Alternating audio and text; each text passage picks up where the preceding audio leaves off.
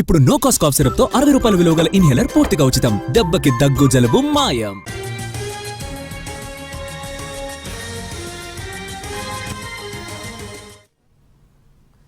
నల్గొండ జిల్లా కేంద్రంలో దారుణం జరిగింది. ఆర్టీసీ బస్టాండ్ లో ఒక మహిళ 15 నెలల కొడుకును వదిలేసి వేరే యువకుడితో బైక్ మీద వెళ్లిపోయింది.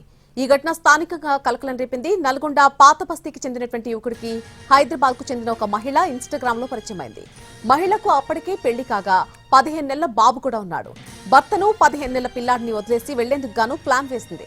డైరెక్ట్ గా నల్లగొండ ఆర్టీసీ బస్టాండ్ కు బాబుతో పాటు వచ్చింది. ఆ బాబును అక్కడే బస్టాండ్ లోనే వదిలేసి వెళ్లిపోయింది. ఆ తర్వాత ఆ పిల్లాడు తల్లి కోసం వెతుకుతూ ఏడవడం చూశారు ప్రయాణికులు. డిపో సిబ్బంది నల్గొండ టూ టౌన్ పోలీసులకు సమాచారం ఇచ్చారు. పోలీసులు వెంటనే స్పందించి స్టేషన్లోని సిబ్బందిని ఆర్టీసీ బస్టాండ్ కు పంపించడం జరిగింది. బస్టాండ్లోని సీసీ కెమెరాల ఫుటేజ్ ని పరిశీలించారు. బైక్ మీద వెళ్తున్నటువంటి ఒక మహిళ వీడియోను గుర్తించారు.